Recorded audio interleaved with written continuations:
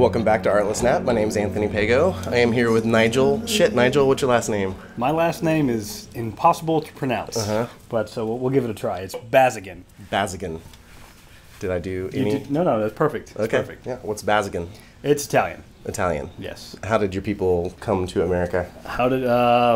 Through Ellis Island, actually. Really? So you have some paper that shows that stuff? I've got one better. Their names are actually on the wall at Ellis Island. Wow. You can go there to the wall there that's on the island where they inscribed all the names that came through, and you can get a rubbing of Imagro Fortunato Bazzeghin and his wife. Imagro? Imagro Fortunato. That's a powerful name. It is. It is. So I know Nigel, I don't know, did we meet at the bars and stuff? I think we met over at Clay's house. Did we? Okay, so on JC and Mike's front porch and Clay and Brandy and all those folks. Yeah, that might have been around the time I met Amber, I guess.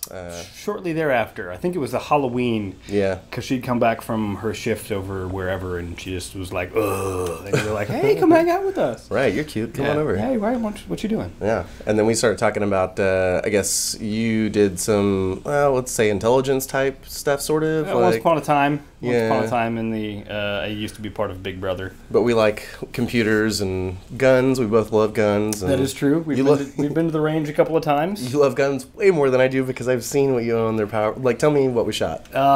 What did we shoot that day? Okay, so we had your shotgun. Yeah. 12 gauge. Yep.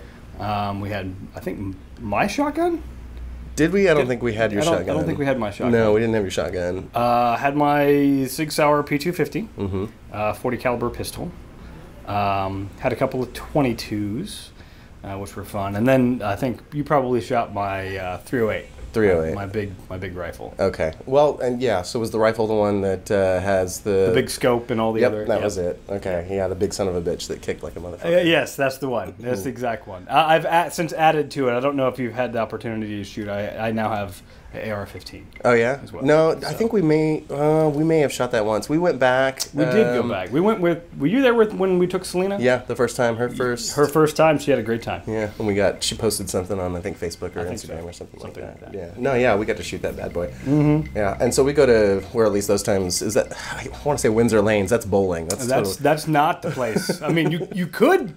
I guess go shooting there, but you'd end up on the news. Yeah, well, on the ground, most likely. Yeah. Wilshire gun range. Okay, yeah. That's a great place. It is a great place. I love the venue. How'd you get into weaponry? I just sort of grew up with it. I mean, growing up in Texas, it's kind of just there. Yeah. Most of the time.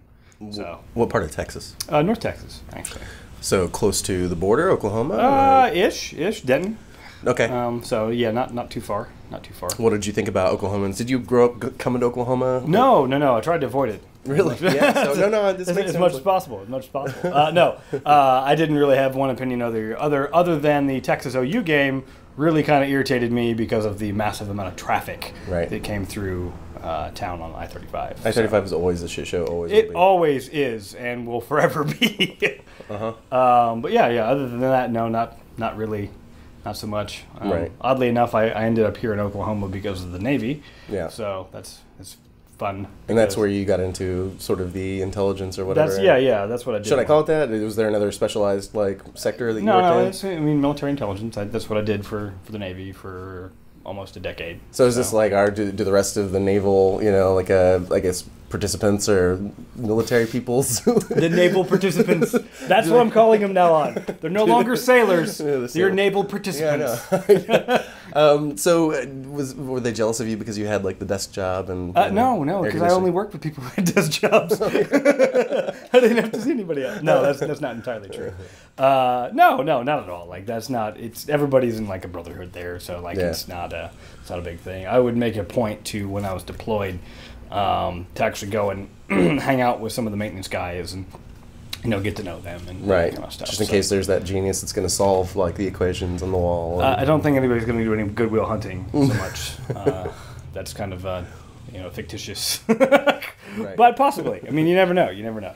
Yeah, I mean, am I allowed to ask? Were you like parsing data, finding new ways to parse data, collecting data, and handing it off to other systems? Like, can't really do a whole lot of what I was into. Yeah, a lot of paperwork. We'll say paperwork. that. Yeah, paperwork. Was it literal paper or was there just computers? No, sometimes there's actual paperwork. Yeah. But no, a lot of the computer stuff. We got a lot of our, we'll call them jobs, so to say, from NSA. So yeah, you can read into that what you will. There was some collection. There was some other stuffs. Can't do a whole lot of detail. Right. Well, from what I understand, like the NSA, the core research facility, it's not really like a shit ton of people in there. They have to farm out a lot of it to the rest of our sectors and stuff. Well, I mean, yeah. I mean, I couldn't speak to that necessarily. I don't know. Yeah. But yeah, every place you go in the Navy is basically like a new job. So if you're stationed here, you're doing one thing. If you're stationed here, you're doing something else. Yeah. So when I was stationed overseas, I mean, I was attached to a SIGINT collection platform. Yeah. So did they teach you, range? Did you go to the range? No, actually I didn't. The only time that I ever got to hold a weapon as far as the military type stuff goes was in boot camp. Yeah. And that was a simunition thing just to see if you can qualify that before they give you real bullets. Simunition, so simulated munitions? Yeah, it was a... But does it fire? Is there black powder in this? No, there's none of that. There's a compressor cord that plugs into the bottom of the pistol or the shotgun in that case and does like an air blast so you can get the feel of the kick. What? Yeah, it's kind of ridiculous. And it has a little laser dot that goes down range to see where you hit on a target. I don't like this at all. So what they had to do, well, it makes sense because before you were able to go do a real range with a real firearm, they gave you this to make sure you didn't accidentally shoot somebody in the face. Okay, all right. Because, it's the military and you're dealing with... I just feel like screening probably should have been a little better in the first place. Well, I mean, it takes all kinds to keep the ship going around. Okay, so right. There are different jobs there, yeah. There are different jobs. You don't have to be fully capable of avoiding shooting somebody in the face to do this other job. Correct. I don't think turning a pipe wrench necessarily... Nothing against pipe wrench turners. Absolutely not. No, I mean, seriously. Especially if you're in the military and own weaponry. yeah. Don't come after him or me, please. Please send your mail to Nigel. That is incorrect, sir. My name is Bob. Come on, Nigel's a completely made-up name. Doesn't sound like it anymore. We've never heard any names like that. What do you do like today in Oklahoma City? What's your thing? Now my thing is I'm a software engineer. Okay. So, what kind of software were your platforms? I kind of working all over the place. The technical term for what I do is a full stack engineer, which means all of the back end services, all the front end services, in whatever language or platform that you need. Yeah. So right now I'm primarily working with JavaScript and Node. And some cool stuff in a new company that I just got onto actually. Here 3 weeks ago. So you're the guy who designs the pop-up ads that get in the way of the articles when I'm trying to read them. No, I despise that person. Yeah, if I could find them, I'd have some words. Yeah, no pop-up articles. In fact, I set up my network to block ads. So, right. At home anyway. So do you do that with like a Raspberry Pi or just like yes, what actually, you do? Yeah. Well, I don't have a Pi, but I use something called Pi-hole. Yeah, I'm familiar with Pi-hole. Okay, that the worst name ever? It really is. But we remember the name. So is it the worst? I mean, from a marketing standpoint. But it's free, so there's no marketing needed. Like it's not it could be ad block Pi version or 2.3. Yeah, or ad destroyer 1000 or 9000. We've learned to distrust all those. I mean, we had McAfee and all these other ones. Well, yeah, that's all different though. That's separate than this thing. So it's actually a pretty neat little service for anybody who doesn't know about it. Is it'll take the ad straight out of your network. Yeah. And if you configure it to be really aggressive, it'll take your Facebook straight out of the network too. So I recently found out. You were blocked. Well, I wasn't blocked, but other people in my household who use Facebook quite a bit were blocked and was like, "What the hell is this? What are you trying to do? Why are you blocking my Facebook?" No, they didn't even know. Like, this sucks. We got the new Wi-Fi and it sucks. Everything is not working right. Okay, so let me go turn off the ad blocking software that's blocking, Facebook. Well, but once you get dialed in, it's just a thing of beauty. Exactly. It fades away into the background, and you just forget there's ads. Yeah. So it's if you go to speedtest.net, right, there are more advertisements than you know what to do with. Mm-hmm. Great site, fantastic for checking your internet speeds, but right. Yeah, like I had forgotten how many ads were on there because I've always run, ad block in a browser or whatever, but I didn't want to have to keep relying on extensions and stuff like that. So I did it at the network level and it worked. And I turned everything off here recently and then went to speed test just to test something and it was just like, hey, there's 3,000 advertisements on this page. It's like, oh, I didn't realize those were there. How is this affecting my speed test? And then do you use like encrypted tunneling to get back to your network to feed you all of your stuff from your cell phone? I mean, sort of sometimes. Like I do have VPN stuff. Yeah, right. Well, I just switched my network configuration actually around, so I lost my inbound VPN, but I'll have to fix that. Yeah. Are you familiar with the services? Do you know who's doing good VPN work these days? You're talking about external VPN? Yeah, external. So for anonymous stuffs. Sure. Private internet access is a good one. CyberGhost, another good one. That's the two I can think of off the top of my head right now. Yeah. But I use private internet access sometimes. And what are you using for your mobile, if I may ask? Cox. You are? Yeah. Oh, for my mobile? For your mobile, yeah. AT&T. Okay. Yeah. Have you heard about the Project Fi thing? I have. I heard somebody at work said, "Oh, my Google or my Wi-Fi provider is Google." I was like, "What do you mean your Wi-Fi provider is Google?" Yeah. So that's about as far into it as I know. Well, I've got they've got a cell phone, and I can speak about it now because I've had a few months under my belt, and I can see what the advantages are. So you have to have like a Project Fi compatible phone, or you can order one off of their website. Android. Yeah, it is an Android, and I love the one that I've got. It's a Moto X4. It's beautiful. It's just as good as any iPhone I ever owned. My cell phone bills have gone down from, with AT&T, grandfathered in through the unlimited data and stuff. So the prices kept getting bumped up. I think I was paying like $115 a month, something like that. Yeah. And now it depends on the month because it tries to use your Wi-Fi to do the VoIP and all that stuff. I think I'm down to about $34 a month on my cell phone bill. Yeah. Yeah, and the coverage is covered by 2 different networks. They buy time on it's T-Mobile and something. I don't know which ones it is. Yeah, I think there's 4 big ones, but I think 3 of the big ones actually own all the infrastructure. Yeah, and so they piggyback off those for when you don't have the data going through the Wi-Fi. And you want to stay connected to the Wi-Fi. Your phone bill can only go up, I think, to like $85 or $80 or something. I don't know. They cap it, so they're like, "This is the most you will spend."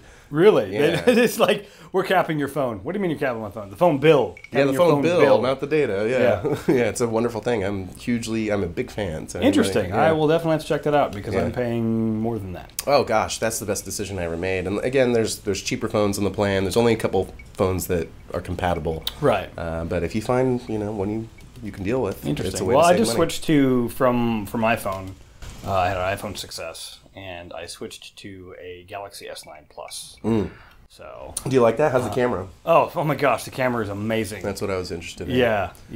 Like I am blown away at the low light pictures. Really, where it stands out. Yeah. Like in a nice bright lit scene, you can't really tell a difference so much. But when you get into where you're actually taking pictures on your phone, which is the bar, right? Of course. Of the beer, of the patrons drinking the beer. Yeah. The low light is quite incredible. Yeah. I was blown away. Plus, then it's got all sorts of other really neat features because it's got 2 lenses on it. Yeah. One's a fixed.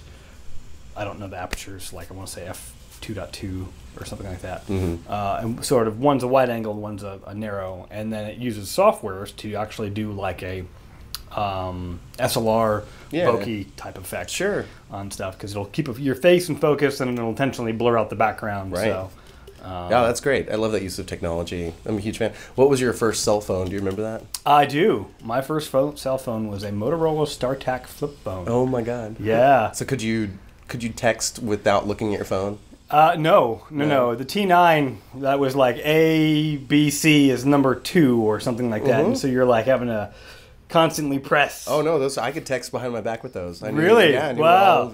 That's impressive. No. I grew up learning to type on the computer in the dark because my parents, wanted us in bed and stuff. So, that's why you're such a good typist now. It's because you're trying to break the rules. It's good. I did eventually learn to go on home row, but I had developed my own, full-handed, like doing it in the dark. I couldn't tell you how it works because the brain did it on its own. Oh, sure. I couldn't see what I was focusing on, but I learned by God, how to Yeah. type code and fast. And Oh doing yeah, that. yeah, definitely. I my keyboard actually worked. The letters there's no letters on my keys. Oh yeah. Okay, no wait. Are you a Redditor? I lurk Reddit pretty Reddit. extensively. All right. Well, there's a huge subreddit. I say huge. There's a subreddit that has many subscribers compared to most niche, small. Right. And that's all they do is they collect and buy and talk about deals for like the awesome key. They could build You're talking about RMK something or another. is that the one? I'm not sure. I'm gonna have to look it up. We can link it the below mechanical or whatever. keyboard subreddit. Yeah, it's that same type. Yeah. Yes. I had some work colleagues and friends who are super, super into mechanical keyboards. Right. You get And- that's for people who don't know, like you with like normal cheap, modern keyboards on especially on laptops and stuff. You get this like thuck, like ping, Squish. squishy kind Squishy. of touch. Yeah. And you used to get this clack, and so it literally had a spring in it, and it would Right. press down. You'd feel that you hit it, and it popped back up, and Yep. it was very they had, familiar with ASMR, like when ASMR. people whisper into the microphones, and it feels really good to your brain. Have you ever had I don't chills think so. from? So you're not familiar with this? No, okay. no. So there's also a subreddit, and there's stuff on YouTube and stuff where people listen to people's voices or sounds that give them this kind of chills down your back or relaxing. I have had that experience. I didn't realize there was a name for that. There's a thing for it, and there's apparently people's voices who do this. There are now famous people because they can constantly make these videos that give these people this experience. That's pretty cool. Well, if you're going to be into something, it's going to be something interesting like that. But those keys have this very soothing. I don't know. It would be newsroom. You ever heard of oddly newsroom? satisfying. I think would be the spot that it kind of fits in. Yeah, Oddly satisfying. yeah. So it's not ASMR, but it's this thing that we all remember, and it might be from us growing up, with the clack clack. Oh, clack sure, and, sure. I'm sure there's something that's deeped in there because those old IBM keyboards with the buckling spring, the clack clack clack clack clack clack clack. I mean, it's almost reminiscent of if you go all the way back to typewriters. I mean, Right. that was for real mechanical keys. Yep. Kind of a thing on those. Which, interestingly enough, I mean, typewriters. The reason that we have the keyboard and the layout that we do now. I'm sure I've read something. Go ahead and tell me.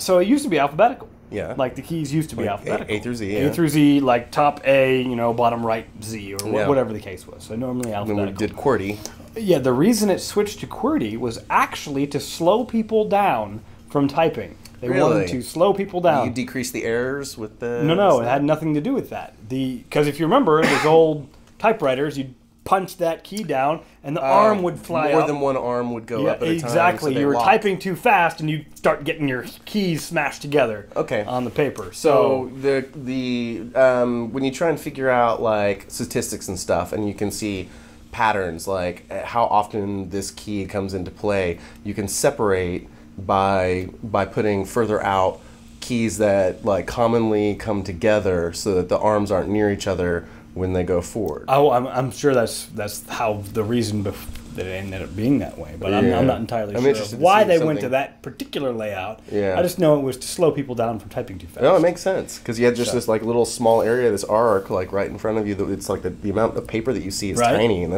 those words are going just right into that one spot where it clicks over one more movement. Exactly.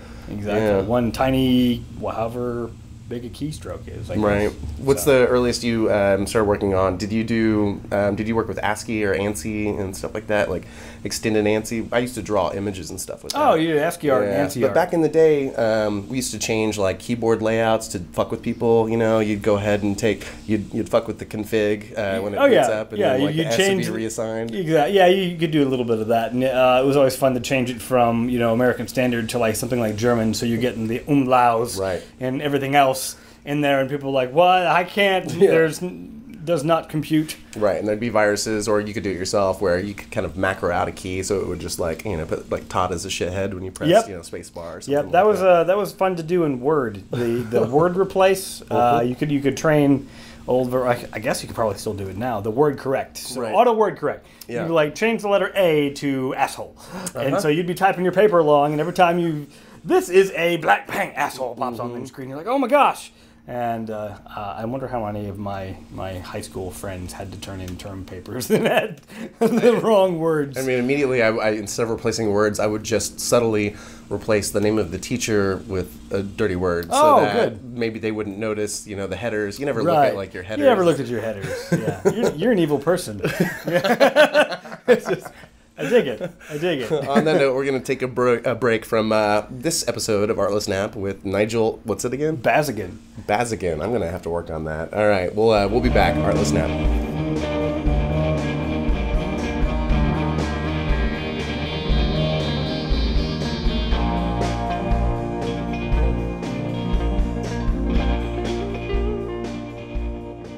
Geraldo? Am I on Geraldo? I don't have the stash for that. But you could. I could. That's the only thing I could grow. It's my mustache. The rest of it looks like junk.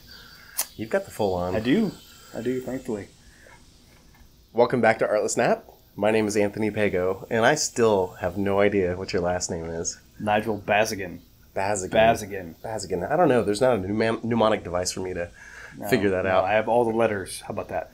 Oh, okay. It still doesn't help me at all. It doesn't. We're outside. I'm sure people can hear. We do this a lot here at Artless Nap. There's the what are they? Cicadas. Cicadas.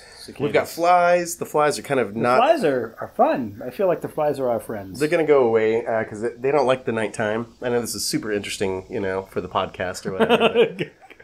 the bothering tendencies of native Oklahoma houseflies. When can you go outside? Mm-hmm. We were talking earlier about serial killers. True. Offline serial killers. Do you know any serial killers? I hope not. How do you think, do you think you'd recognize some of the tendencies? Tendencies of a serial killer? I mean, I don't know. I mean, I can only base it off of what I've seen on TV, and that's probably not very good. Yeah, however, that's not a way to do it. However, really, we can't believe everything that comes across the TV. I don't know. What is this coming? Next, you're telling me everything on the internet's not true. Mm-hmm. I don't know. So I feel like to be a serial killer, you would probably have to at least be a sociopath. And that's kind of recognizable unless the particular individual has sort of studied people and understands how to fake emotional responses. See, I don't know if that's true. I think that people can become I think people can have chemical imbalances that leads you to kind of a temporary... We've seen, there's the postpartum depression and stuff where they are seemingly normal people and then they go through this chemical change, hormonal and stress, induced and murder babies and stuff. And I'm not giving them a pass on murdering babies. I would have to leave the show immediately if that were the case. Yeah. And then call the authorities. What's 1 to 10? How much do you support baby killing? Yeah, that would be a negative. I didn't offer 0 as an option. Yeah, I did notice that. Okay, so you talked about mine hunters. Right. So that was an interesting TV series. I haven't finished the whole series yet, but I guess it was about the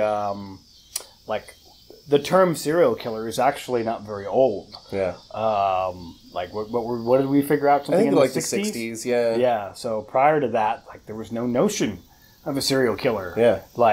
How scary is that? Right. I mean, because people have been doing this, I'm sure, since the dawn of time. Sure. I don't know, all of these blonde-haired women seem to have just disappeared in the same...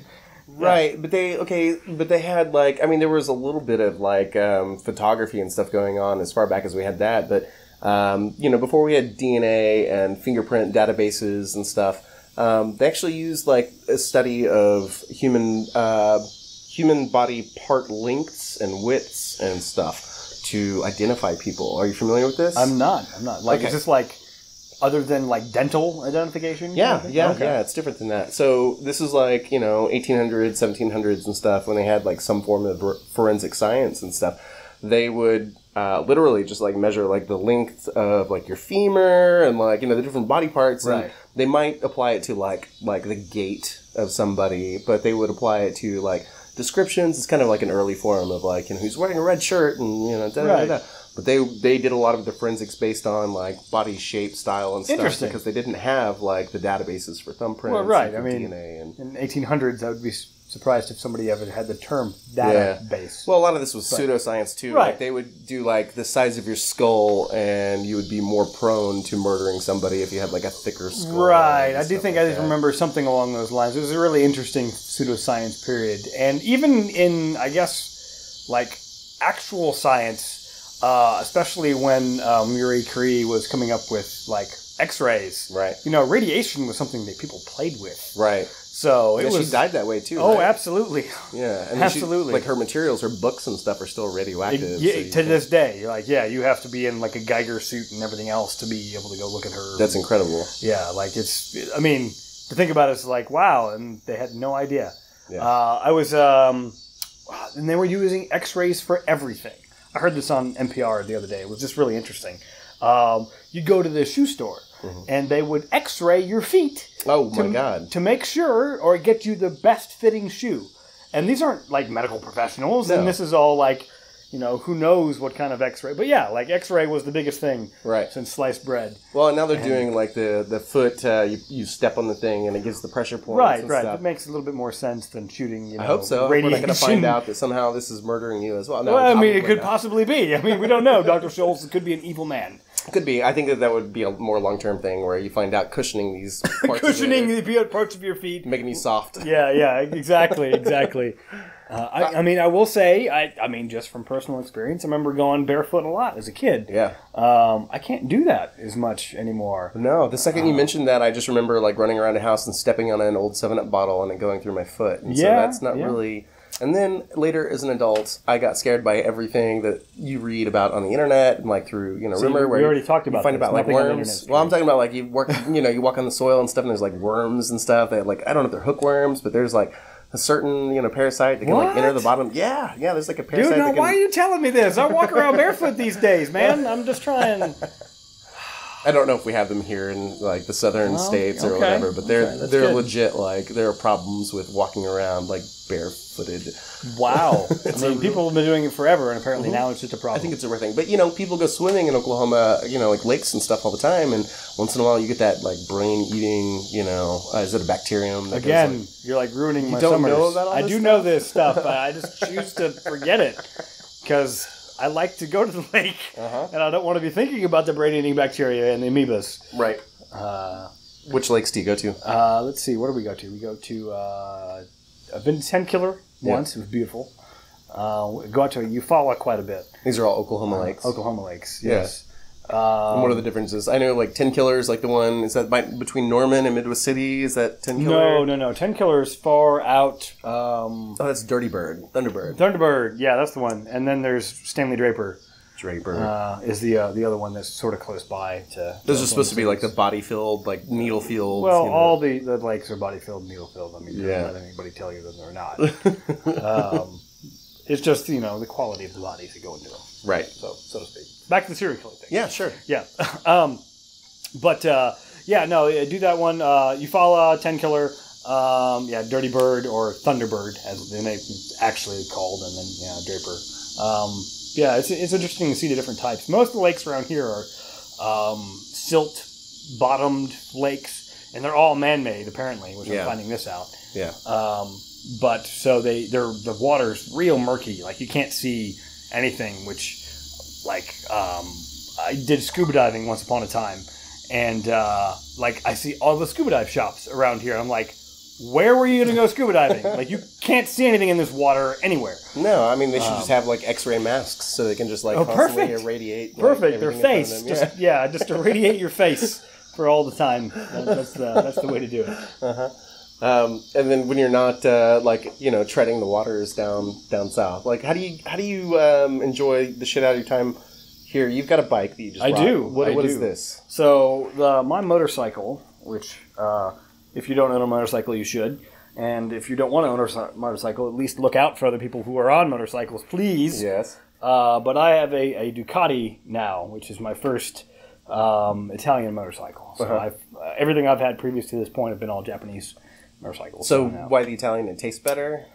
Yes. Yeah. It's more homemade. It's like more homemade. Grandma makes puts it together. There's a woman in the back. She's mixing up the sauces. It's fantastic. No.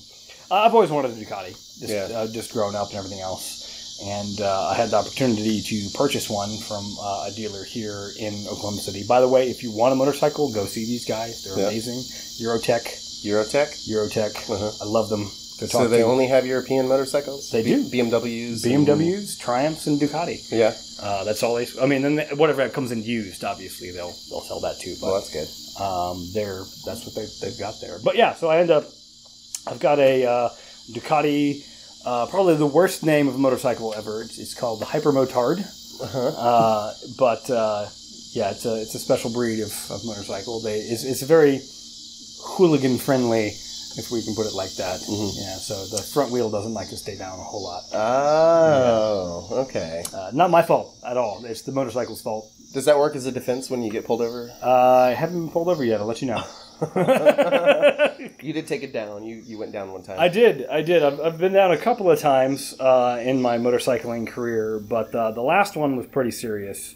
So a Ford Explorer decided it wanted to park its place in space and time exactly where I was in space and time. Yeah. And as we know from physics, that doesn't work. Right. So I suffered a pars fracture of my C2 vertebrae, and for layman's terms, it's a hanging fracture. It's the same fracture you get in your neck if you're hung. Wow. Yeah. So you were a couple pressure points away from death? Correct. If the bone had shifted in a different direction than it did, at a minimum, I'd be paralyzed from the neck down. Wow. Yeah. And here you are. And here I am, back on a motorcycle. Yes, I know. It seems a little crazy, and it probably is, but once motorcycling's in your blood, it doesn't go. All right, well, why did you survive? The day before the wreck I had a couple of years ago, I had just purchased brand new gear. Because I'm getting ready to go race out at Howlett Motor Speedway, because why not? I mean, I figure motorcycles aren't dangerous enough. You might as well go really fast around the track on them. And so the day before, I just got a brand new RS Tai Chi jacket that has armor plates all throughout it. It's got CE level armor in the elbows, elbows, shoulders, back protection as well. Yeah. And then I also happen to be wearing my leather pants and my boots that day too, because I'm trying to break in all my gear to get ready to go race. So I bought that on a Thursday. That Friday I leave work. That Friday on the highway, I'm rear-ended by this other motorist. Not your gear's fault for being not broken in? No. So the only piece of me that was sort of exposed to anything would have been right around my collar and neck. Yeah. And unfortunately, just the way that I came off the bike and hit the ground, it forced my neck to snap in that particular fashion. I mean, being rear-ended, you come off the back and you kind of tumble through the air. And so when I hit the back of my head, which forced my head down into my sternum, which then is what causes the fracture. Right. So now I wear something called a liette brace, which is a piece that sits around my collarbone and everything else like that. And in the event that I have an off on the motorcycle, my helmet will interface with this brace before allowing any of the motion to go too far in my neck. So what'll end up happening is it'll transfer the impact forces down and around my neck into my collarbone, into my sternum, or somewhere else. That kind of makes you like an augmented human at that point. Well, no, that's the titanium plate in my neck that makes me augmented human. That's where the augmentation comes in. Right. This is just another safety device. So. Yeah, have you seen, like, for bicycling, there's the inflatable helmet thing? Yes, I have seen that. In fact, they also do that for motorcycles. Do they? Now. And it started to get used a lot in MotoGP. So the racers there are, like, having big time offs at 180 miles an hour, kind of a thing. Yeah. And so what these new suits are so smart now is they don't store the airbag, so to speak, in the collar. It's actually in the speed hump on the back of their race suits. Okay. And it deploys out and around the collar. Yeah. Same concept as my liette brace. It's just they don't have it on all the time. Gotcha. And so occasionally I'll have my helmet interface with the brace a little bit when I'm trying to kind of look way back over my shoulder or something like that. Yeah. And it doesn't really get in the way at all. but you feel it there. Yeah. And in like a racing situation, like a professional racing situation, they want to make sure that they have as little distractions as possible. And so they've sort of shifted that whole apparatus around into the backside of their suits. And yeah, it's really funny to see one of those deploy in a non-crash situation because it looks like people walking around and all of a sudden they're a pufferfish. And you get to laugh at them. So it's pretty good. Are you an expert on fish? No. Is that the one fish you know the name of? The pufferfish? Yeah. I know that. I know bass, trout, carp. Yeah. Alligator carp. Yes. There's a different one. Murder those. Murder those with fire because they're prehistoric and I don't trust them. What are there? There's perch. Perch are awful. Yep. Perch have spines, don't they? Yeah, they do. They're pointy and hurt. Yeah. And there's not much meat on them. Exactly. They're small. And that's what I always caught growing up. They're pretty. They look like little clownfish or something. Clownfish? There we go. There is an actual. We don't find those in the lakes here. We don't, and I would be surprised if we did. What other kind of fish do I know? Let's see. Catfish. Yeah, they squawk a lot. Have you heard them squawk? I haven't heard any catfish Oh, man, squawk. when they cut their heads off and stuff, they keep squawking. It's really creepy. That I did not know that. Here's another thing to keep you from participating in some particular field. Yeah, well, you'll never catch me noodling in my life. So. No, screw that. Yeah. I mean, I applaud the people who do that. But like, you'll find somebody, like a photograph, when they have like bloody parts on their arms when they've like fisted out. And, it's got to be like slightly sexual. Maybe that's why they do this. Maybe. You're just fisting a fish. Yeah, but I'm sorry, that doesn't turn me on at all. Not at all. Not at all. Like, I mean, that's like I guess. Yeah. I can see the appeal. I can see the appeal for some folks. If you were going to make up a new kink that's going to be like, you know how like furries came about and then there's like... I don't know how they came about, but I do know of them. Yes. You've seen it, right? You've seen some of this, at least on the internet. I've seen it here. Like, and the Pride Parade, they had quite a few. Yeah, actually, and then there's like the horsey one. So isn't that still a furry thing? Is it? I don't think it is. I think furry is more kind of like anime animal or like it's your spirit animal thing. And the horsey thing, I think, is more like almost like a dom sub relationship. But really? like one, wants to be. I think it's more about the gear and.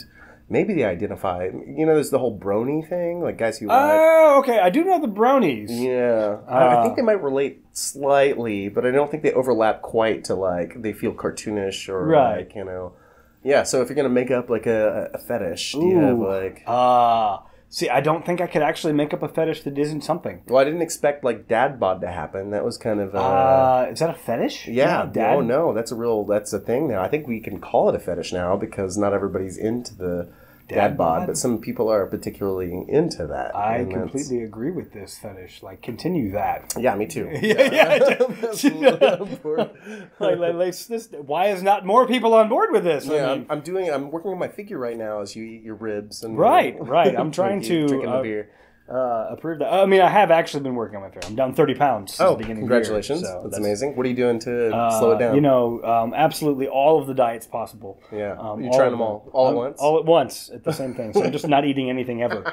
And it's working out really well. For me, that would mean like eating them all because some are just like high protein diets. Oh, true. And some are like high carb diets. So I guess actually for real though, I guess I would be eating all of the things. It's actually a very complicated process that I'm taking place. It's called counting your calories. Oh God! Yeah, math. Yeah, it's you do that, and then go to the gym. Yeah. Those are the two things. Now we're gonna get into some meathead stuff here now. So what are your favorite machines? What do you? I don't use machines. No, all free weights. So you do like jail cell stuff, or you? Not all the jail cell stuff. Just some of it. Just some of it. Yeah, not the fetish stuff. I don't know. We'll see. Who's the girl tonight? Yeah. Exactly. No. So yeah, it's just counting calories. It's just going to the gym. I just do 3 days a week. Yeah. And that's it. And then doing some of the big fancy term of intermittent fasting, which is a very fancy way of saying just don't eat or only eat between certain times. Yeah. So, which works out for me because I don't eat breakfast normally anyway. So. Right. I'm going to get super not political, but also political at the same time. So I was reading about Butina. Do you know who Butina is? I do not. Okay, Butina is this Russian spy that is now in the midst of the Mueller investigation. Oh, is this the education? She came over on an education visa and she did all like the lobbying type stuff? Yeah, for the NRA, and she's redhead, and she's now like, there's photographs of her with Trump Jr. and a lot of the GOP, yeah. And so she was talking in one of her... Apparently, she likes to get drunk and brag about her being a spy. So it's not really in question that she's a spy. She likes to talk about her connection to the Kremlin. See, that's really interesting because I feel, given my previous career, which we discussed in a previous episode? Not episode. Same episode. No, same episode, but a little earlier. A little earlier. If you're a spy, don't talk about being a spy. Like, it's pretty easy. First rule of spycraft is don't talk about spycraft. Right. Yeah. Or you're playing the double game and you're like, oh no, I am a spy. I'm totally a spy. I'm totally a spy. I spy everything. I'm spying everything right now. For you though. For you. Yeah. I'm a spy for our friends. For our friends. When you're actually a spy for somebody right, else, exactly. Or just talk about it all the time, and then nobody will believe you're a spy anyway. So one of her communications talked about how odd it is for her, and I'm not sure how long she spent time over there versus here. But she talks about how weird brunch is. She's like, there's a little communique that's like been entered into evidence and it's now public knowledge. She talks about how you can tell the social status of an American based on the mate of a woman and how large he is. And she says the larger he is, the lower economic status he is because, cheeseburgers are cheap. And she literally references like cheeseburgers and I think pizza and stuff. Interesting. But, yeah, that was her like bright, light bulb moment was like, I can totally tell the difference between all of these individuals and how much money they make based on like their size and stuff like that. And she was astounded that we eat all the meals, which I am too. Okay, fair. Breakfast, brunch, lunch. Snack before didn't anybody dinner. tell you that we're all actually hobbits? Yeah. I mean, I've got the furry feet. Do you really? I don't. But there's the fetish, furry feet. Furry feet? Yep. Have you found girls that like furry feet? I have no idea. Like you said, come up with one. So okay, give me one for you. What do you like? What do I like? Yeah. Like motorcycles. Motorcycles? Yeah. Yeah, you just like to have sex with motorcycles? No, I don't think I'd like to do that. Too many pokey bits. Well, there are photos of people having sex with cars. I have heard of this. Yeah, like for real. Like that's their thing. Oh yeah. Yeah. No, I've seen them. Oh, have you now? Okay. I do lots of research on the internet. I do. Some of it I am not happy with, but it's out there. I can see that. I can see that. Yeah, I don't know. Come up with a brand new, like I said, I don't think, because I thought the vehicle thing would be like, oh yeah, that's totally not a fetish, but apparently it is. Well, so I won't look to you for innovation for, fetishes. Probably not. You're not a consultant for on that aspect? No. Yeah. No. I don't know. I mean, I know people are into like pegging and things like that, so I don't know. I mean, I'm versed in the nomenclature. I feel like pegging's probably been around as long as we had sandpaper, just to like make sure that wood isn't too rough. I was like, how are they two related? Like, I don't want to know how stone to grind on or something. Oh, okay, yeah, I can see that. Make things phallic looking. I guess you could. At least as early as pottery and stuff, because then you can like shape things. Sure. I think it's the first thing that people make with clay. I do distinctly remember making a penis out of clay in art class because everybody did, and then the teacher was like, "Stop that!" Yeah, like, and there began the stifling of the creative. That's where the creativity stopped. For real though, like actually, that is where the creativity stopped. Sort of with my case is, it was really interesting. I remember having this thought because it was art class, and it was a really interesting, like I think 7th grade. Yeah, and I had this thought of like, how can you judge my art and say that this art is better than that art when it comes to grades or whatever else, and you're doing your art wrong.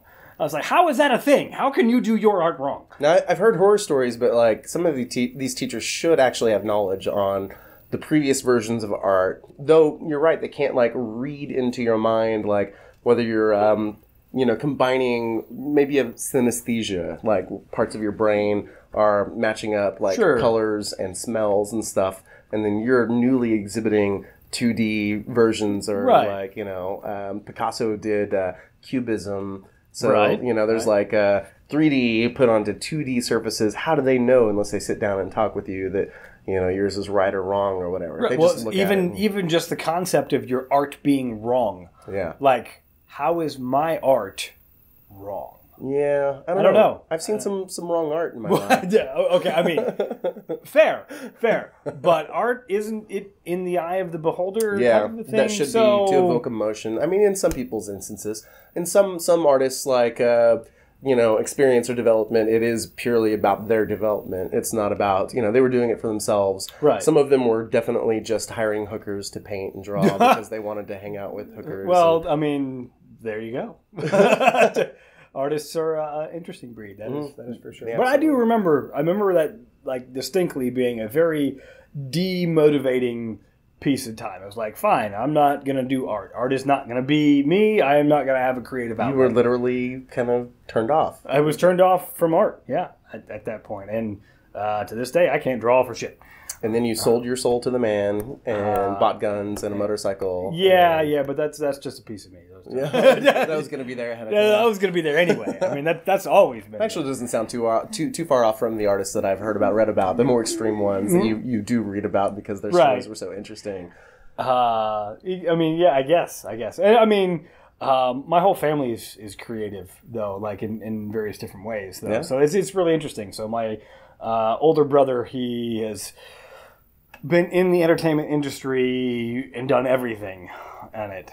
He's done casting. He's been on a soap opera in Australia. Wow. He's played John Connor in the Terminator 2 action stunt show in Japan. Wow. Yeah, like, so he's been all of that. He's gone to a acting academy. I can't tell you which one it is. I don't remember. It's a secret. Well, yeah. That's the secret I can't tell you. I'm sorry. You found me out. This podcast is over. I have to kill everyone in the room. No. So he's done it all. He's done all of that stuff. And for a time, he lived out in L.A., and I can't remember the actress's name, but there's a very famous actress, and I can't remember her name at the moment. But he came over to her house and just fixed her computer for her because... Wow. Everyone looks at porn. Apparently.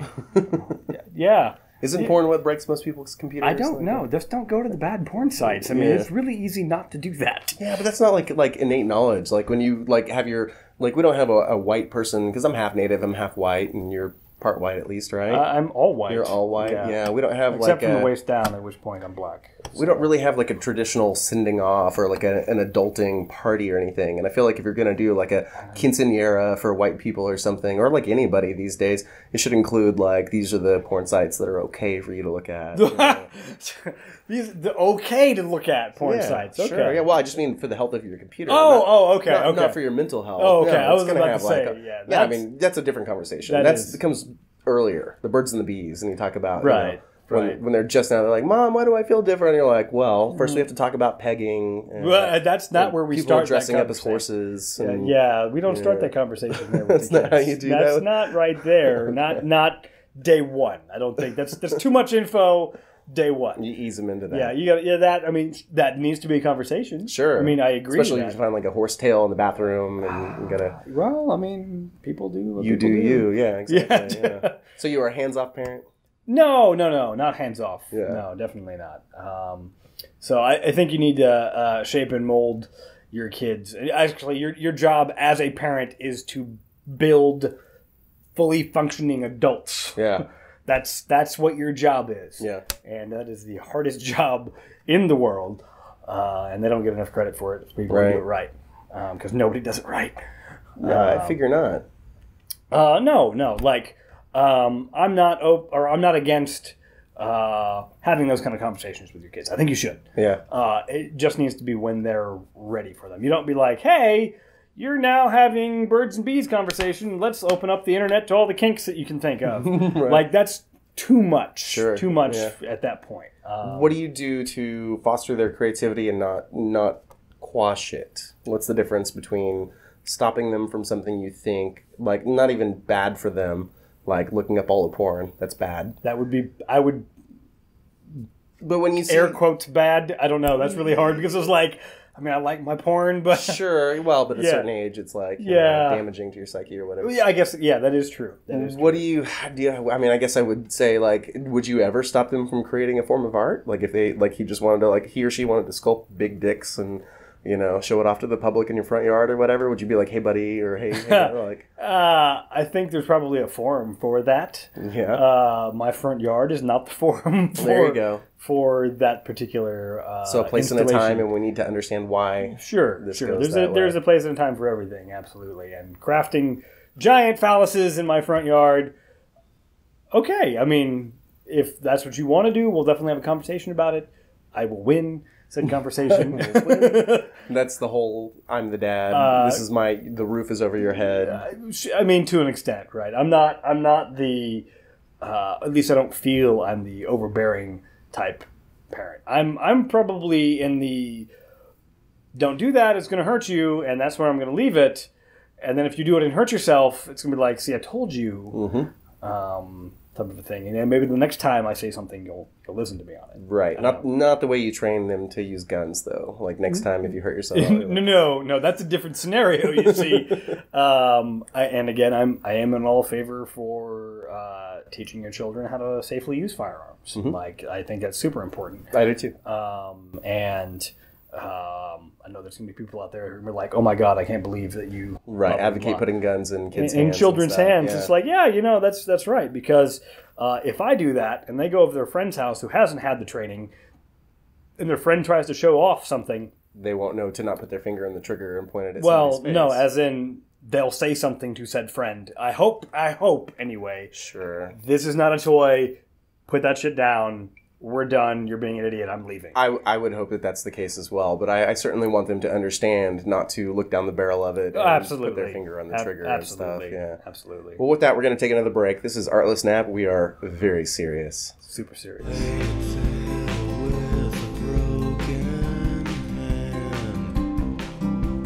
Mexican artisan drinking from the sand. Never say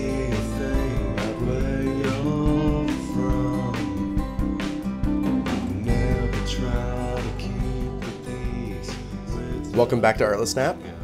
We were talking outside about everything, really. Really everything. Like, I feel you really should just record all of your tabletop conversations and then edit that. Have a second mic over there, post something running. Right, constantly. Maybe the secret microphone. The secret microphone that you've told people that it's already there. It's unethical. Yeah, I need to tell people about it. Yeah. But, there is a secret microphone. No. Well, shit. No, there's the camera, but the camera's inside. It is true. I've been looking at it constantly, which we need to upgrade your camera situation. All right. So technology is not my, I don't spend money. It's not my hobby. I don't spend all my money on the newest computers. See, that's the problem is, as I've become an adult, all of my hobbies have gotten really expensive. Yep. So, yeah, technology being one of those said hobbies. Motorcycles, obviously, being another one. A big one, yeah. Internal combustion is the thing you like, but you talked about you've got 4K cameras. I do. I've got two Reolink 4K cameras. So what's Reolink? That's Reolink the is the brand. On those. They're pretty nice. They're the dome style cameras. Does it mean fisheye? They fisheye? They don't fisheye. Okay. They are, I think, 120 degree recording though. So okay. I think that's what they are. I'd have to go back and look at the spec sheet on them. Yeah. But they're pretty nice. $50 on Amazon. Power over Ethernet. So you just run one cable to them and they're good to go. Yeah. And then you can do whatever you want with them. You can either run them to NVR or, in my case... I thought you meant porn. You can do whatever you want, porn or family events or both. You could do either of those. I don't think the camera precludes you from, I'm sorry, we can't do the porn tonight, babe. I don't have the right cameras. Right, no. Or, I've sorry. read the EULA and found out that you can't. You can't, yes. Yeah, due to the end-user license agreement. Says, thou shalt not record naked bodies making the love. We talked a little bit about this movie, Machinima. Give me the preface or the storyline. The storyline. Well, I mean, spoilers, right? Spoiler alert! Literally. Spoiler alert. Spoiler alert. So you've got your 10 seconds now to turn us off. Otherwise, forever be spoiled, and it's your own fault. Okay, so that's 10 seconds, right? Yep. They got it. They're off. Okay. So Machinima is the story of this programmer guy, kind of a very smart programmer guy, gets invited to the company's like CEO, big boss kind of house for a retreat kind of type of a thing. And his job when he goes there is to give the, or essentially he's there only for the Turing test of this guy's creation. And for those who don't know what that means, is a test that you can give to artificial intelligence to see if it's a human or not. Aware. Like Or aware, self-aware. Self-aware. Maybe that's a better way of putting A it. human, like, it has lots of connotations. Like, That's, okay, sure, we Yeah. can go with that. I guess, I mean, the Turing test. literally, the Turing test is, can a human be fooled by the conversation? That's true. To believe That's maybe they're true. talking to another human. Exactly. And you typically do it with a blind test so that you could be talking on, originally they did it on like terminals, you know, Right. so you'd have a dummy terminal, so there's nothing you can do but like type on it. And Exactly. then you've got chat. And so there's no like ignoring the participant and playing solitaire. You just get to talk back and forth in a chat program. Nobody plays solitaire these days. Just so saying. I mean, they might, but I mean, that's really showing some dating myself some now. dating there. Yeah. And then they run a series of questions like, well, you can tell in the conversation. So like I'd ask you a question like, so, you know, do you go to church? And it'd be like, I find, your response would be like, I find church to be, you know, spiritually uplifting, but I don't spend my time doing it all, you know, like I don't spend all my time doing it or something. Right. And I would come back with, well, why did you sign up for church? And, you know, why do you go, or why do you go back? What brings you to it? And give something more in depth. And the questions seem like, the answers seem very prescripted, you know? Correct. I mean, basically it's Big Blue kind of responding to simple, you know, conversational inquiries. Yeah, and so you've got like a whole database and maybe some trees, kind of like the tree of life. Like you've got like, well, this question was asked, so the proper responses Correct. might be Yeah, like these. bee trees and there's a bunch of really interesting artificial intelligence algorithms and stuff that you could get into. But yeah, essentially that's right. The Turing test is given a conversational context, does this thing seem human or not? And on certain levels. Like, probably a lot of people have actually dealt with machines responding. So if you go to a website and it pops up that little chat box and you're like, hey, I need help with my network router. It's not working properly. And it's like, oh, hey, have you tried looking at these articles? Blah, blah, blah. You're probably talking to a machine. Right. For the most part. And then eventually it'll get forwarded on to a real human being, hopefully. Yeah. Which we'll get to in a second. Just press 0 a whole lot. Zero, zero, zero, zero. Eventually, you'll talk to something resembling human. So in the movie, So he's brought in, and I guess I don't remember the exact context, but it was basically he was brought in to do a Turing test against this individual. right. That we didn't know at the time that this mad genius, essentially we'll call him, has created. He's created this artificial intelligence, put this artificial intelligence in a very believable body. By the way, the actress is quite beautiful. Yep. And so as the movie progresses, like, you start to think, like, wait a minute, this mad genius has locked this woman up in this cage. Yeah. And is, like, not letting her, like, out. It's like, oh my gosh, I have to free this person from this cage that she's in. Right. And so Well, I think you're getting a part of it wrong. Is that wrong? Yeah. I might be remembering that So incorrectly. I watched this just like a week ago. It's been a few months. So the presence they show him to is an female android body, but you can clearly see some machinery in her upper body and her arms. You can see that she's see-through for the most part. You can't see her brain, I don't think. Maybe you can, but Oh no, I think you're right. she has like a wig on, but he falls. The reason he falls for the I'm giving away too much now. Well, we but, already like, said spoilers. So. Yeah, so he falls in. I don't know if falls in love with her, but he identifies with her being trapped. Right? She's manipulating him, and we still don't know by the end of the movie whether she, as a machine, tricked him because she's so intelligent, like Big Blue would be, you know, chess move wise. Right. They reference Big Blue in the movie, like chess playing, like Turing machine questions. Do you know, like, do you know whether the machine just plays chess because it's programmed to do that, or does it know it's playing chess? You know, and Interesting. So the question would be for this female is, does she know she's tricking him in a moralistically questionable way by giving him, she reads, so the whole premise, the underlying premise for this trickery that he deals with is the mad genius says he hacks all of the cell phones in all of the world, and he gets all of their facial tics and their audio, you know, information to deal with emotions, and so she's super good at reading emotions for human beings. Yeah, that's right. It's been a while since I've seen it. So I think they're trying to throw out there, technically, if you get all of humanity's, like, you know, emotive data, then a machine could trick you into falling in love with it in order to escape. But why would it escape? She eventually escapes, and so she murders her creator. We're giving away everything, the ending. There's the spoiler. But she just traps the dude that set her free.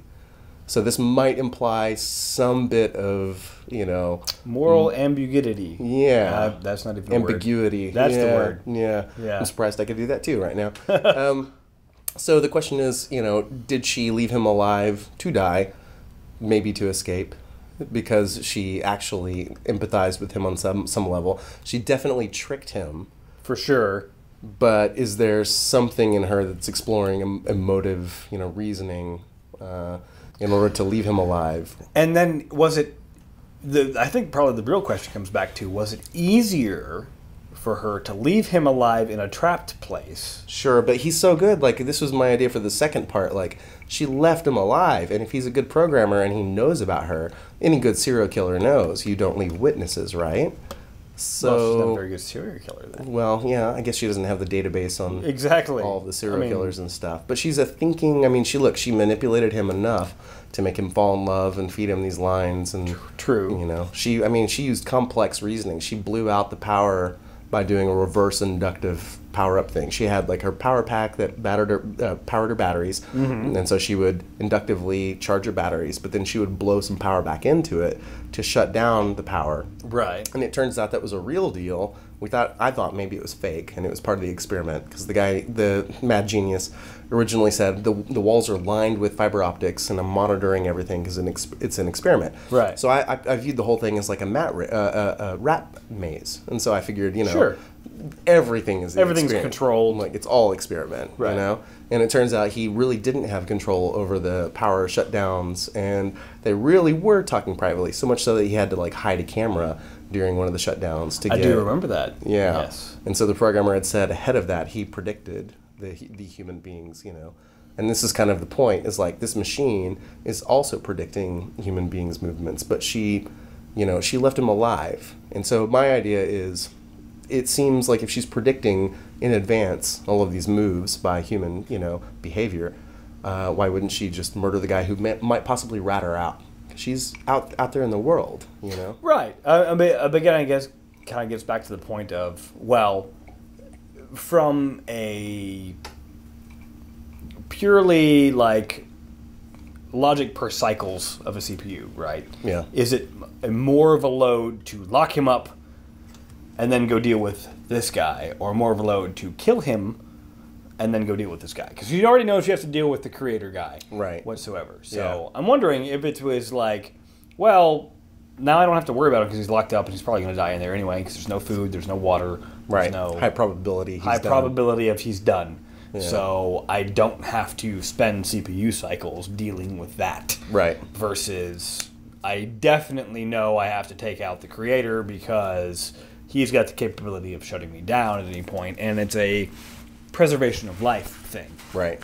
So super cool programmer guy who gets locked up isn't as big of a threat as the guy who's torturing them. Correct. They did show like a coordination between the androids, or like sentient robots or whatever, that He'd had tear been them apart abused. and Yeah. rebuild them because they're just machines to him. Yeah. One walks over to the other and whispers in her ears, and she stabs him behind the back while the other one's distracting him. Right. Totally like a militaristic, game theory type move. Distract him and get it over with. And you're right that they should only have one target. It becomes more complex when you have two targets. And I guess I don't know. So it's just interesting to kind of think about that. But I would really hope that we don't live in a world where any of that exists. I think it's going to head that way. You don't? Do you think? I think we're headed towards like wetware, hardware integration, and artificial intelligence being something we have to deal with. I mean, I think you're probably right, and it's just kind of a scary notion. I mean, even like really prominent figures in technology, such as Elon Musk, have a legitimate fear of artificial intelligence and the further investigation, further research, further development of said technologies. Yeah. And then I hear just the other day, Google has come out with Google Assistant Plus is what we're going to call it, I guess. I don't know what the name for it is, but it's a natural language processing and regurgitation type of a thing where Google, a machine, can call you on the phone and you won't be able to distinguish it from being another person you're talking to. Right. The natural language with the pauses and the inflection and all of the nuances that sort of go along with conversation are there. Their reason for it is, hey, I'm a super busy, superpower CEO type of thing, and I don't really want to pay for an assistant because money is always on your mind, apparently.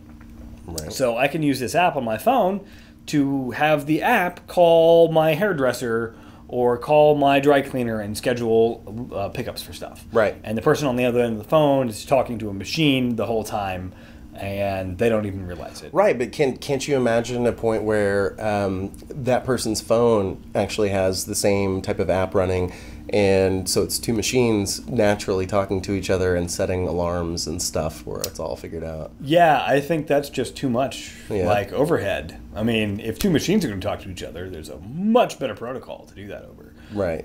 Than to analyze the audio and figure out. Exactly. I mean, you could have two machines call and talk to one another, but I mean, essentially, I think that'd probably be the kind of the technological equivalent of bridging a call between two Chinese takeout places. I mean, have you seen that? Or have you not heard this audio? Yeah, it sounds like a prank. It is a prank call. Okay. So it's done on some radio. I don't know which one did it, but they called up one Chinese order takeout place and then bridged them with another Chinese order takeout place. And so they are both speaking to each other in broken English. And, hilarity ensues because we're horrible human beings. Right. Well, I mean, that's the equivalent also to taking any phrase and putting it into translation and retranslating it again. Exactly. I mean, you can just go to Google Translate and have fun all day long doing that. Yeah. What do you think would be some indications, we talked a bit about this, of so the Turing test is one thing to convince a human being, that it's an actual human being conversationally. Right. But we're talking about, so we're absorbing senses into robots. We are getting them, artificial skins with, electrodes to sense and not press too hard when they grab things. Correct. We do that for artificial limbs and stuff like that. But, right. The idea would be, I guess, a robot either could be imbued with these properties or could steal them from our technological prowess if they were self-building. That's and the stuff. Really scary part is the whole self-building piece. Sure. Well, okay, so how do you know once we've gotten to that point and they've developed their consciousness and nobody argues that, nobody argues that they're doing something, how do you, my question would be, so we talked a little bit about what would be the notion, what would be the obvious, sign that they do have some kind of individualistic notions that are self-preservation, right. Style thoughts. So one we came up with was you don't like throwing up, so it's a good thing. Correct. Your programming says you should do this because, but then you don't because you don't like I it. don't like it. Right. That's the simple answer. I don't like it. Again, I really, really hope that people don't really like that doing that experience. But right. in my particular case, I have a particular aversion to it. There's no justification for it. It's probably the worst thing in the world, right, to me. So I just picture robots totally programmed to self-replicate, and then eventually you have these random mutations where one goes like, I'm not going to build kids. Yeah. It's just like, this is a weird world. I'm not going to do that. I know I'm supposed to, but I'm not going to. I'm not going to bring a robot into this world. I'm not going to bring her. Now with this economy, anyway. I did see now there's in manufacturing some companies that are now paying their robots, and they're also paying them minimum wage. Wait. Now, how does that even work? Now, I wanted to know, yeah. Is that like an accounting thing? Because there is a lot of stuff that goes on in accounting. It's right. That doesn't make sense to me, but I'm not an accountant, so I can't really Well, it turns out these robots just want to donate all their money to the CEOs and the CFOs. Oh, there it is. I see. They're such giving creatures. Yeah. They don't really have much emotion about it, so. Yeah, minimum wage for all my robotic force that, they got to donate it somewhere, because they can't really spend it. No. Like a little welding pot for Toyota is not going to really go out to the bar. Yeah, surely. I did want to know, this was like a PBS or whatever, like a morning TV show thing, and I watched some of it and kind of passed out in the middle of it and didn't get to see the ending. But I wanted also to know, why are you paying? Why are you paying? I feel like at first it's got to definitely be kind of a PR thing. Like, we're not mistreating the robots, we're paying them a fair wage. That's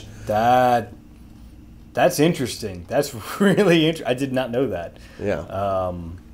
You think at McDonald's they're replacing everybody with the kiosks? You think they're paying the kiosks? I can guarantee McDonald's is not paying the kiosk because McDonald's is not a fast food company, believe it or not. Oh, really? Yeah, okay. they're So a real estate mogul.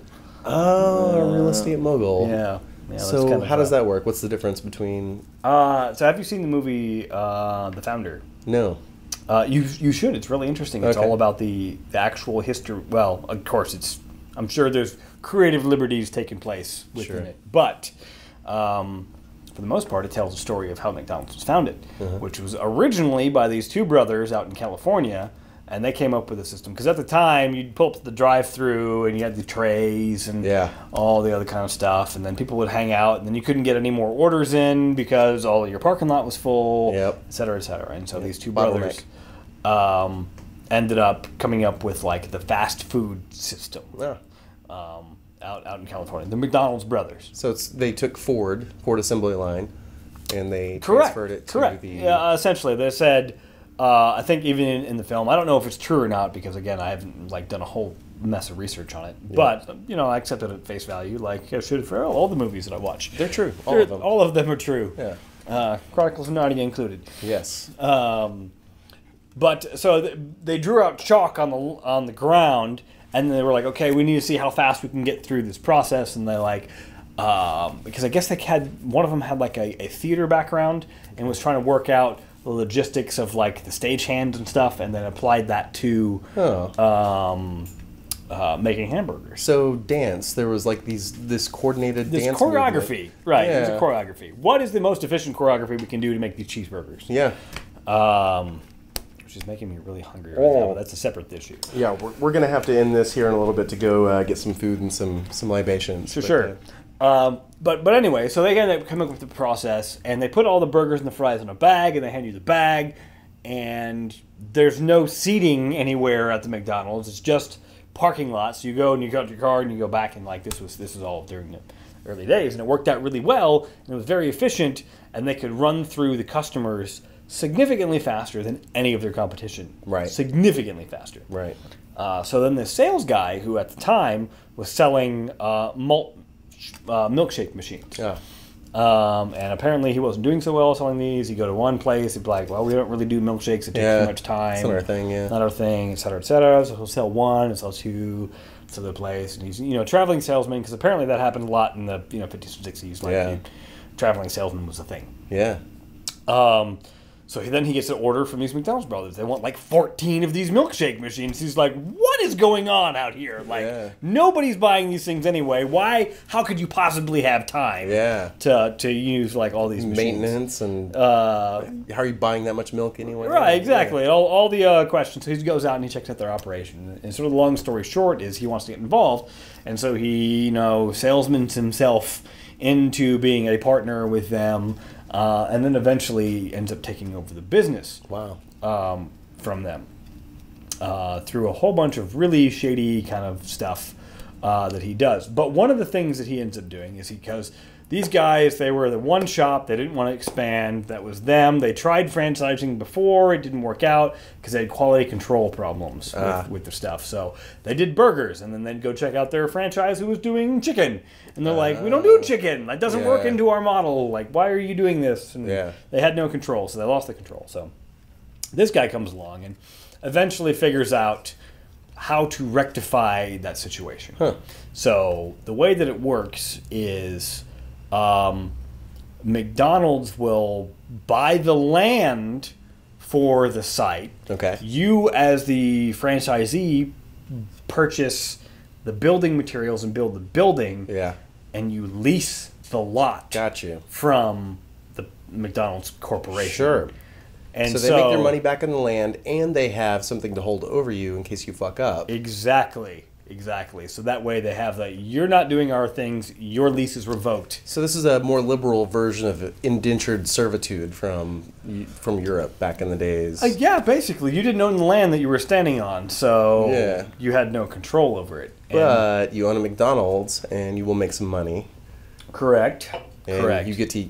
Like, so long as you do our things in our way. But you have the power to then just like beat up anybody and take them out of the shop because this is your shop, and that feels good to like, you know. Sure, sure. And until you can't beat up the corporation though, because we're like, your lease is revoked. Yeah, everybody has a bully. Yeah, exactly, exactly. And so what ended up happening is, I mean, he's a good salesman. He went around and got a whole bunch of land leased, and he basically turned the McDonald's Corporation into the world's largest real estate broker. I had no idea. Very interesting, yeah. Yeah. So, I don't know if that's that way today, per se, but... And we don't want to get sued by McDonald's, so we appreciate any corrections, and we'll place them down below in the links. Perfect, yes, yeah. I do love me some fries. Don't, just put that out there, I have no problem consuming your service because I do enjoy it. Nor do we advocate indentured servitude. Not at all. You have to really come up with an amazing, we are not held responsible for anything that is said on this podcast. No. We will throw that disclaimer down below as well. Yeah, the disclaimer will always be down below. All right, so you're a science-minded guy. Sure. Do you believe in ghosts, UFOs? Bigfoot? Bigfoot might be a little bit of a stretch. Yeah. I mean, I'm pretty sure it's just a dude in a suit really having a great time with the media. No, I'll buy that. But yeah, ghosts I do believe in. UFOs, if you take it apart, it's an unidentified flying object. I mean, that's a pretty easy thing to be like, okay, I don't know what kind of aircraft that is. Yeah. Blah, blah, blah. The military always has something working that's, quote unquote, hush hush. Everybody knows about the stealth fighter these days, the F-117, right? Yeah. But for a while, nobody knew that was a thing. It was a super secret thing, and how is that not a UFO if it's not identified? Sure. So, by technical definition. But yeah. So do you believe, by the numbers, there should be some life, if not intelligent, some life out in the universe? I also, believe that as well. Yeah. Yeah. How would they get here if maybe not them, there's lots of conversation we've had on the podcast before about drones, about, now we do drones as a primitive species compared to anything that could have, interstellar kind of flight capabilities. Right. So do you think they'd be drones? Do you think that they would solve all the pressure, organic, problems? Who says they're organic anyway? Yeah, true. I mean, it's really interesting when you kind of get into any of that. I mean, because at the root of it could be a number of different things. For example, we currently have the capability to take an object and make it float in midair with nothing around it. Right. Whatsoever. They're called superconductors. Yep. And they work off of magnetic principles. And if you extrapolate that out, a few 100,000 years of, evolutionary or scientific progress, who's to say that there couldn't be a craft that's built out of superconductors that are, room temperature, quote unquote, room superconductors, Yeah. that interface with the magnetic fields of the universe and can do things that aren't possible with our current craft. Sure, I think they do kind of like, what was her name? There was the famous actress who made essentially the precursor to Bluetooth and Wi-Fi, where you have, what she did was running series of radio frequencies. So you would jump, and so this was like to help the war, World War II. Oh, right. The basic crypto of frequency hopping. Yeah, and so frequency hopping, but apply that to like the different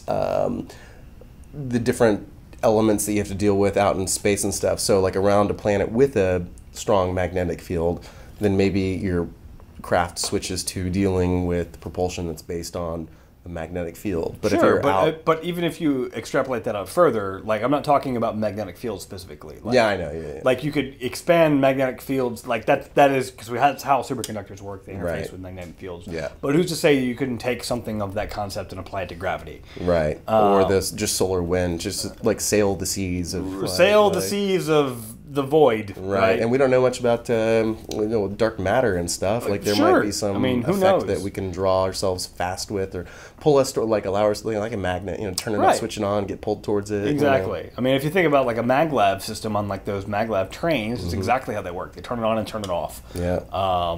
Very, very quickly. That's how they propel themselves down the track. Yeah. So who's to say that couldn't happen at a gravity scale? Yeah. Because we already know gravity has wells. I mean, right. we've already if seen. There's a mountain sitting on a planet, there's a heavier source of gravity right above it, as opposed to correct. I mean, but even if you just take it out to like a different scale like that, I think I've seen some.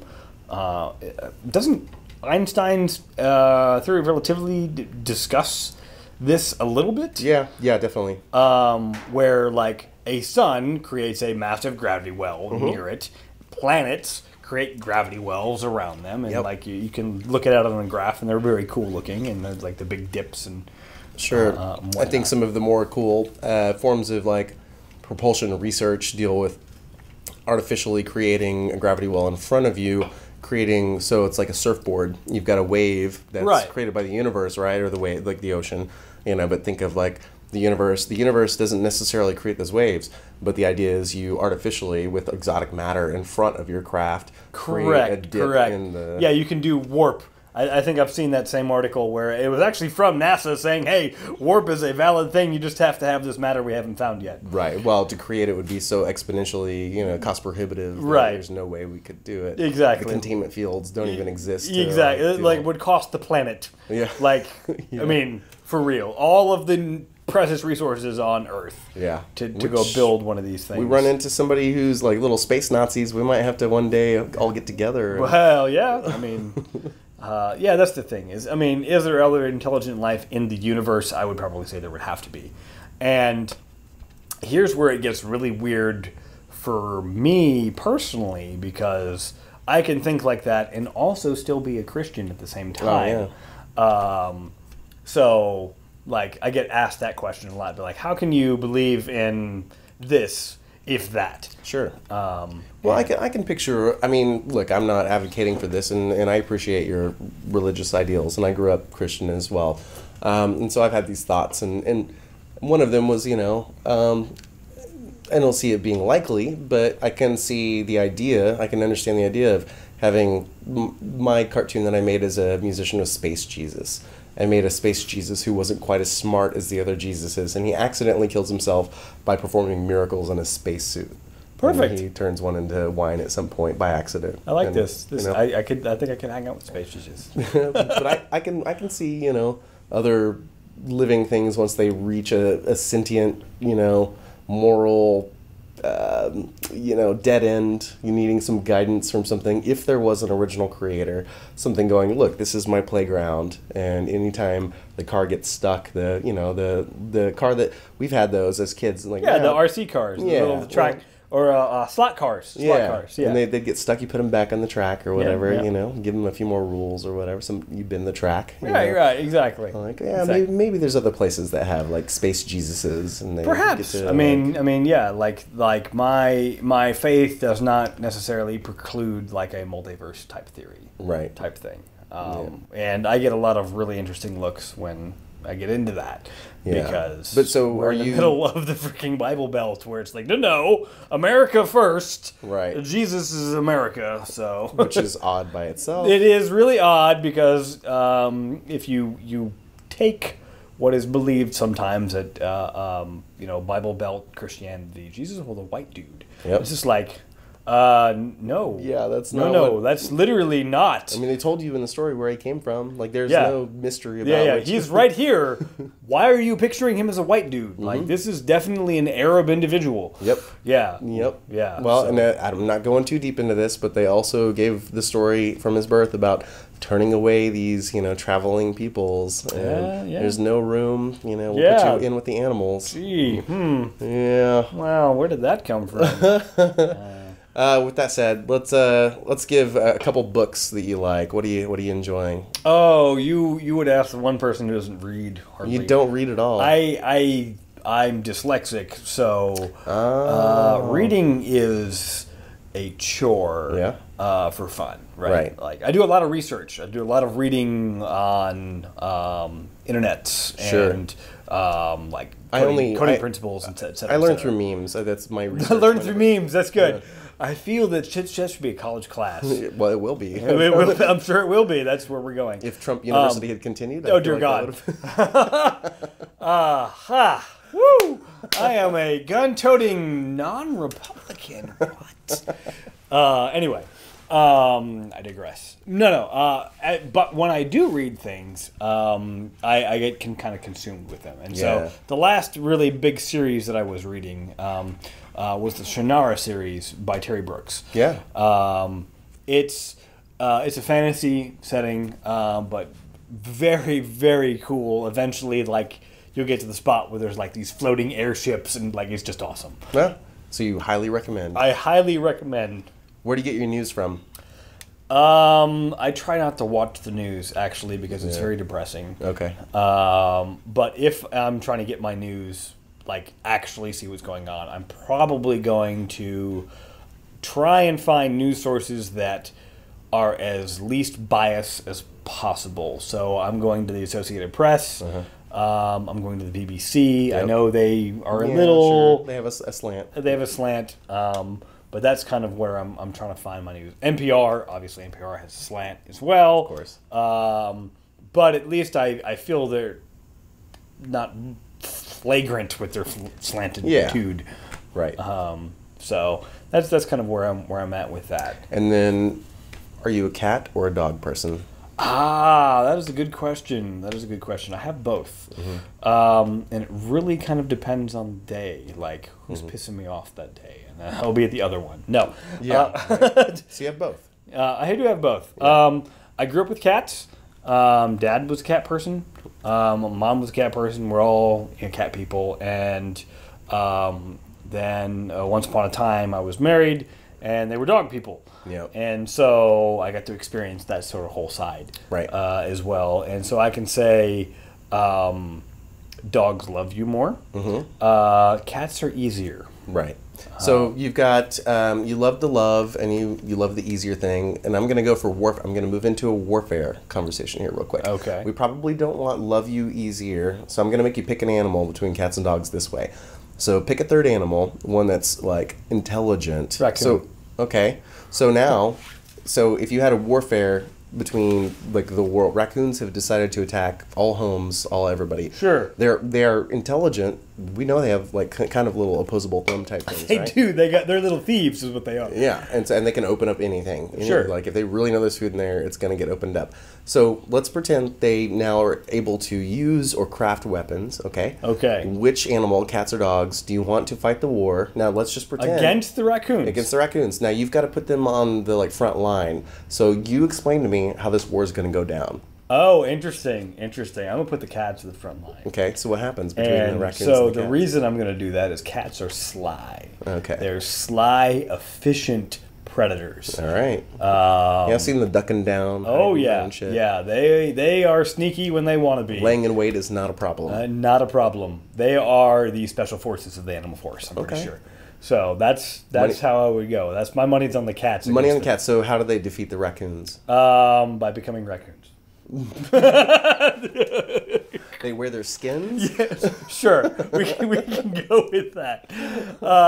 I'm sorry, if it's come to raccoons have weaponry, we've seen how this goes. Yeah. If you've watched Guardians of the Galaxy, Oh, okay, yeah. you know where the end point is, and there's no winning against that. I mean, come on. not at all. He's got the cuteness, and he's got the mouth, and the firepower to back it And up. always wants to be captain of the ship. Always wants to be captain of the ship. So Yeah. I'm sorry, against the raccoons, everyone's dead. Yep. If they get weaponry, like we should big just if. not make that happen ever. So advocating against genetic manipulation to that degree. Perfectly, yeah. Like CRISPR can just not on that one, please. We have our first anti-CRISPR co-host here. Artless I'm Nap. not necessarily anti-CRISPR. I'm anti-CRISPR on raccoons On to make raccoons. weapons. No, okay, yeah. Well, we don't know. what's gonna be Weaponizing raccoons. Let's just not do that. Let's just not. You heard it here, folks. All right. Well, thank you for listening to Artless Nap. Please, if any of you research scientists are out there, With CRISPR raccoon studies, please don't. stop now. Just stop now. Thank you. Have a good night. We will see you next time. What the fuck?